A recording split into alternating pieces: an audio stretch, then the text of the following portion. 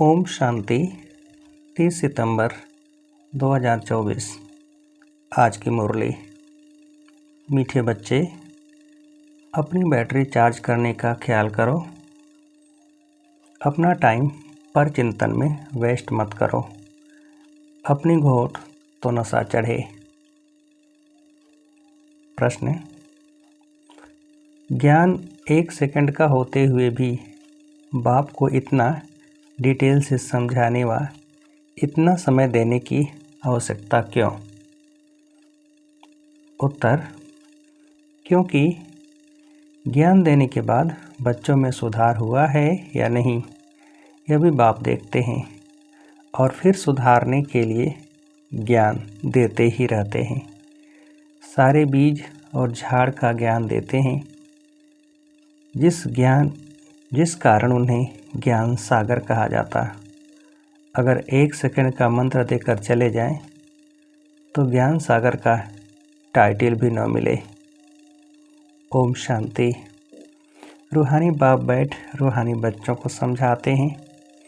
भक्ति मार्ग में परमपिता परमात्मा शिव को यहाँ ही पूजते हैं। भल बुद्धि में है कि यह होकर गए हैं। जहाँ पर लिंग देखते हैं तो उनकी पूजा करते हैं। यह तो समझते हैं शिव परम धाम में रहने वाला है, होकर गए हैं, इसलिए उनका यादगार बनाकर पूजते हैं। जिस समय याद किया जाता है तो बुद्धि में ज़रूर आता है कि निराकार है, जो परम धाम में रहने वाला है, उनको शिव का पूजते हैं। मंदिर में जाकर माथा टेकते हैं, उन पर दूध, फल, जल आदि चढ़ाते हैं, परंतु वह तो जड़ है, जड़ की भक्ति ही करते हैं। अभी तुम जानते हो वह है चैतन्य, उनका निवास स्थान परम धाम है। वह लोग जब पूजा करते हैं तो बुद्धि में रहता है कि परम धाम निवासी है, होकर गए हैं। तब यह चित्र बनाए गए हैं जिसकी पूजा की जाती है। वह चित्र कोई शिव नहीं है, उनकी प्रतिमा है। वैसे ही देवताओं को भी पूजते हैं, जड़ चित्र हैं, चैतन्य नहीं हैं। परंतु वह चैतन्य जो थे वह कहाँ गए यह नहीं समझते। जरूर पुनर्जन्म ले नीचे आए होंगे। अभी तुम बच्चों को ज्ञान मिल रहा है। समझते हो जो भी पूज्य देवता थे वह पुनर्जन्म लेते आए हैं। आत्मा वही है, आत्मा का नाम नहीं बदलता, बाकी शरीर का नाम बदलता है। वह आत्मा कोई न कोई शरीर में है, पुनर्जन्म तो लेना ही है। तुम पूजते हो उनको जो पहले शरीर वाले थे। सतयुगी लक्ष्मी नारायण को ही पूजते हो। इस समय तुम्हारा ख्याल चलता है, जो नॉलेज बाप देते हैं। तुम समझते हो जिस चित्र की पूजा करते हैं वह पहले नंबर वाला है। यह लक्ष्मी नारायण चैतन्य थे, यहाँ ही भारत में थे, अभी नहीं हैं। मनुष्य यह नहीं समझते कि वह पुनर्जन्म लेते लेते भिन्न नाम रूप लेते 84 जन्मों का पाठ बजाते रहते हैं। यह किसके ख्याल में भी नहीं आता। सतयुग में थे तो ज़रूर, परंतु अब नहीं हैं। यह भी किसको समझ नहीं आती। अभी तुम जानते हो ड्रामा के प्लान अनुसार फिर चैतन्य में आएंगे ज़रूर। मनुष्यों की बुद्धि में यह ख्याल ही नहीं आता। बाकी इतना ज़रूर समझते हैं कि यह थे, अब इनके जड़ चित्र हैं, परंतु वह चैतन्य कहाँ चले गए यह किसकी बुद्धि में नहीं आता है। मनुष्य तो 84 लाख पुनर्जन्म कह देते हैं। यह भी तुम बच्चों को मालूम पड़ा है कि 84 जन्म ही लेते हैं, न कि 84 लाख। अब रामचंद्र की पूजा करते हैं, उनको यह भी पता नहीं है कि राम कहाँ गया। तुम जानते हो कि श्री राम की आत्मा तो जरूर पुनर्जन्म लेती रहती होगी। यहाँ इम्तहान में नापास होती है, परंतु कोई न कोई रूप में होगी तो जरूर ना। यहाँ ही पुरुषार्थ करते रहते हैं। इतना नाम बाला है राम का, तो ज़रूर आएंगे, उनको नॉलेज लेनी पड़ेगी।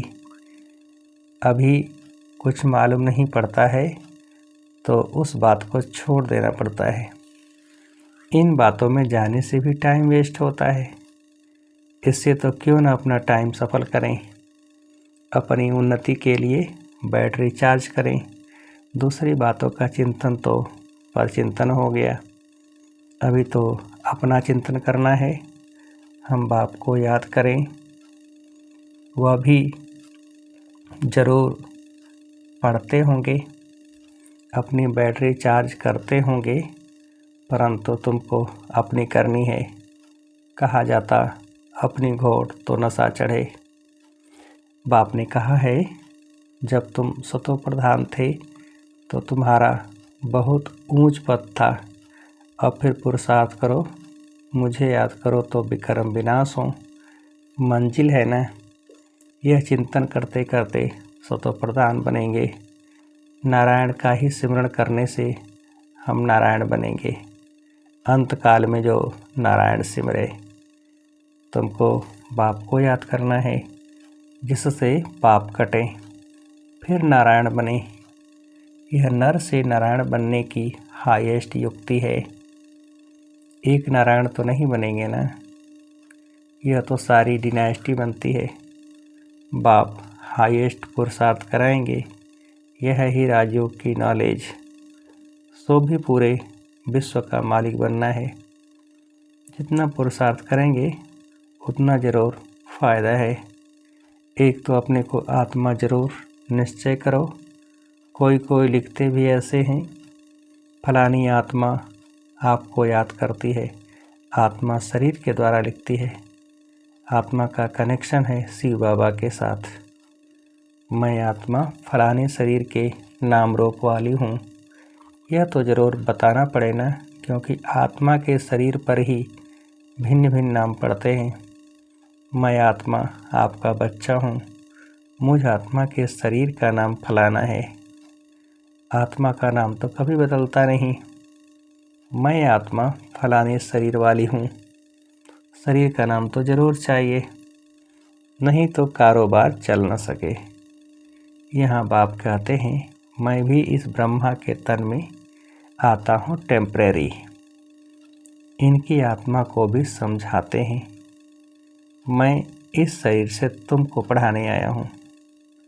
यह मेरा शरीर नहीं है, मैंने इनमें प्रवेश किया है, फिर चले जाएंगे अपने धाम। मैं आया ही हूँ तुम बच्चों को यह मंत्र देने।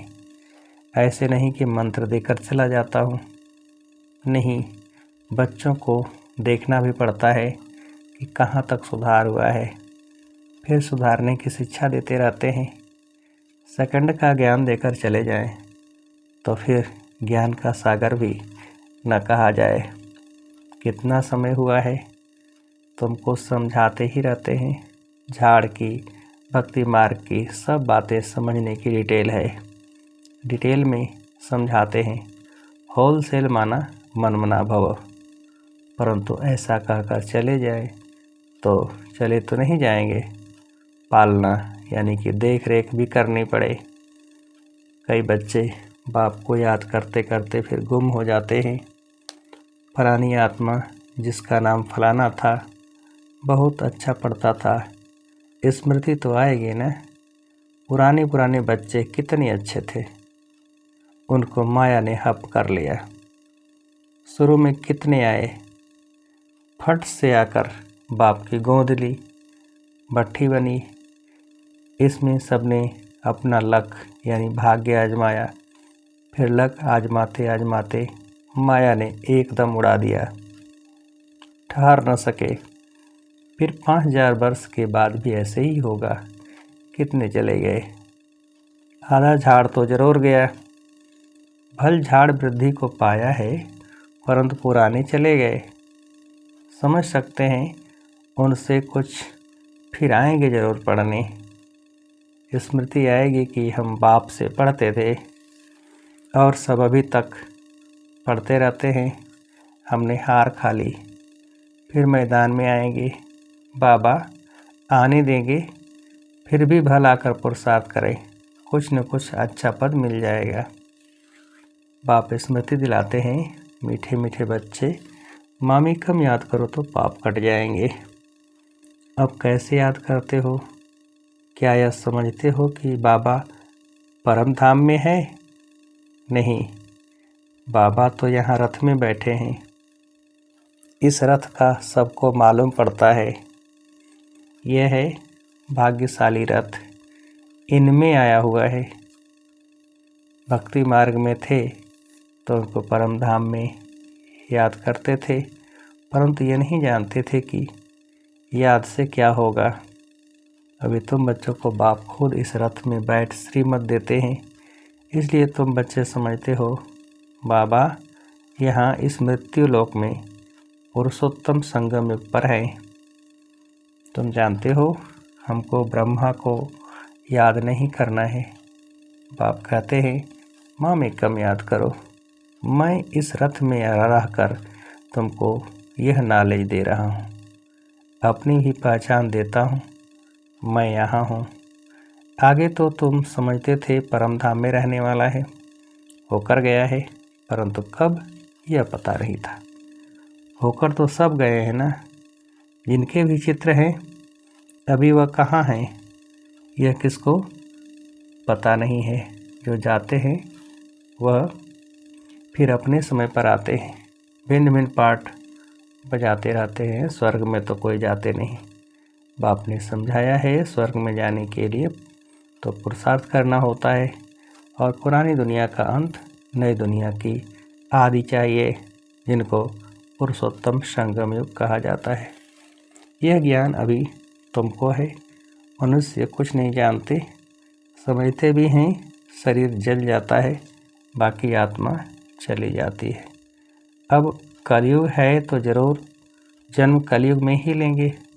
सतयुग में थे तो जन्म भी सतयुग में लेते थे। ये भी आत्माओं को ये भी जानते हो आत्माओं का सारा स्टॉक निराकारी दुनिया में होता है। यह तो बुद्धि में बैठा है ना। फिर वहाँ से आते हैं, यहाँ शरीर धारण कर जीव आत्मा बन जाते हैं। सबको यहाँ आकर जीव आत्मा बनना है, फिर नंबरवार वापस जाना है। सबको तो नहीं ले जाएंगे, नहीं तो प्रलय हो जाए। दिखाते हैं कि प्रलय हो गई, रिजल्ट कुछ नहीं दिखाते। तुम तो जानते हो यह दुनिया कभी खाली नहीं हो सकती है। गायन है राम गयो रावण गयो, जिनका बहुत परिवार है। सारी दुनिया में रावण संप्रदाय है ना, राम संप्रदाय तो बहुत थोड़ी है। राम की संप्रदाय है ही सतयुग त्रेता में, बहुत फर्क रहता है। बाद में फिर और टाल टालियाँ निकलती हैं। अभी तुमने बीज और झाड़ को भी जाना है। बाप सब कुछ जानते हैं, तब तो सुनाते रहते हैं, इसलिए उनको ज्ञान सागर कहा जाता है। एक ही बात अगर होती तो फिर कुछ शास्त्र आदि भी बन न सके। झाड़ की डिटेल भी समझाते रहते हैं। मूल बात नंबर 1 सब्जेक्ट है बाप को याद करना, इसमें ही मेहनत है, इस पर ही सारा मदार है। बाकी झाड़ को तो तुम जान गए हो। दुनिया में इन बातों को कोई भी नहीं जानते हैं। तुम सब धर्म वालों की तिथि तारीख आदि सब बताते हो, आधा कल्प में यह सब आ जाते हैं। बाकी हैं सूर्यवंशी और चंद्रवंशी, इनके लिए बहुत युग तो नहीं होंगे ना, हैं ही 2 युग। वहाँ मनुष्य भी थोड़े हैं, 84 लाख जन्म तो हो भी न सके।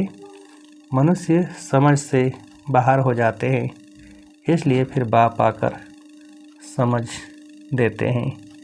बाप जो रचयिता है वही रचता, और रचना के आदि मध्य अंत की नॉलेज बैठ देते हैं। भारतवासी तो बिल्कुल कुछ नहीं जानते, सबको पूजते रहते हैं। मुसलमानों को, पारसी आदि को जो आया उनको पूजने लग पड़ेंगे, क्योंकि अपने धर्म और धर्म स्थापक को भूल गए हैं। और तो सब अपने अपने धर्म को जानते हैं। सबको मालूम है फलाना धर्म कब किसने स्थापन किया। बाकी सतयुग त्रेता की हिस्ट्री ज्योग्राफी का किसको भी पता नहीं है। चित्र भी देखते हैं। शिव बाबा का यह रूप है, वही ऊंचते ऊंच बाप है, तो भी याद उनको करना है। यहाँ फिर सबसे जास्ती पूजा करते हैं श्री कृष्ण की, क्योंकि नेक्स्ट में है ना, प्यार भी उनको करते हैं। तो गीता का भगवान भी उनको समझ लिया है। सुनाने वाला चाहिए तब तो उनसे वर्षा मिले। बाप ही सुनाते हैं। नई दुनिया की स्थापना और पुरानी दुनिया का विनाश कराने वाला और कोई हो न सके सिवाय एक बाप के। ब्रह्मा द्वारा स्थापना, शंकर द्वारा विनाश, विष्णु द्वारा पालना, ये भी लिखते हैं यहाँ के लिए ही है, परंतु समझ कुछ भी नहीं। तुम जानते हो वह है निराकारी सृष्टि, यह है साकारी सृष्टि। सृष्टि तो यही है, यहाँ ही राम राज्य और रावण राज्य होता है। महिमा सारी यहाँ की है। बाकी सूक्ष्म वतन का सिर्फ साक्षात्कार होता है। मूल वतन में तो आत्माएं रहती हैं, यहाँ फिर आकर पार्ट बजाती है। बाकी सूक्ष्म वतन में क्या है, यह चित्र बना दिया है जिस पर बाप समझाते हैं तुम बच्चों को ऐसा सूक्ष्म वतनवासी फरिश्ता बनना है। फरिश्ते हड्डी मांस बिगर होते हैं। कहते हैं ना, दधीची ऋषि ने हड्डियाँ भी दे दी। बाकी शंकर का गायन तो कहाँ है नहीं। ब्रह्मा विष्णु का मंदिर है, शंकर का कुछ है नहीं, तो उनको लगा दिया है विनाश के लिए। बाकी ऐसे कोई आँख खोलने से विनाश करता नहीं है। देवताएं फिर हिंसा का काम कैसे करेंगे। न वह करते हैं न शिव बाबा ऐसा डायरेक्शन देते हैं। डायरेक्शन देने वाले पर भी आ जाता है ना, कहने वाला ही फंस जाता है। वह तो शिव शंकर को ही इकट्ठा कर देते हैं। अब बाप भी कहते हैं मुझे याद करो, मामी कम याद करो। ऐसा तो नहीं कहते शिव शंकर को याद करो। पतित पावन एक को ही कहते हैं। भगवान अर्थ सहित बैठ समझाते हैं। यह कोई जानते नहीं हैं तो चित्र देख मूंझ पड़ते हैं। अर्थ तो ज़रूर बताना पड़े ना, समझने में टाइम लगता है। कोटों में कोई बिरला निकलता है। मैं जो हूँ जैसा हूँ, कोटों में कोई ही मुझे पहचान सकते हैं। अच्छा, मीठे मीठे से खिलते बच्चों प्रति माता पिता बाप दादा का याद प्यार और गुड मॉर्निंग। रूहानी बाप की रूहानी बच्चों को नमस्ते। हम रूहानी बच्चों की रूहानी बाप को नमस्ते। धारणा के लिए मुख्य सार। पहली पॉइंट, किसी भी बात के चिंतन में अपना समय नहीं गंवाना है, अपनी मस्ती में रहना है। स्वयं के प्रति चिंतन कर आत्मा को सतो प्रधान बनाना है।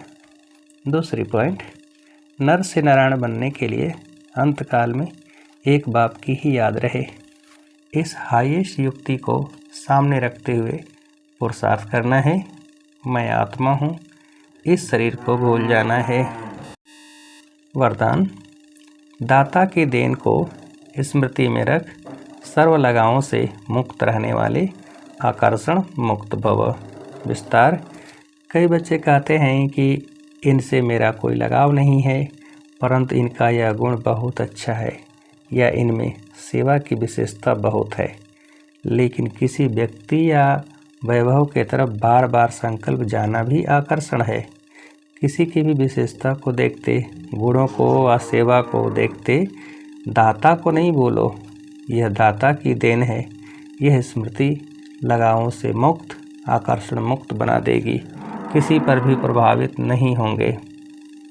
स्लोगन, ऐसे रूहानी सोशल वर्कर बनो जो भटकती हुई आत्मा को ठिकाना दे दो, भगवान से मिला दो। ऐसे रूहानी सोशल वर्कर बनो जो भटकती हुई आत्मा को ठिकाना दे दो, भगवान से मिला दो। अच्छा, ओम शांति।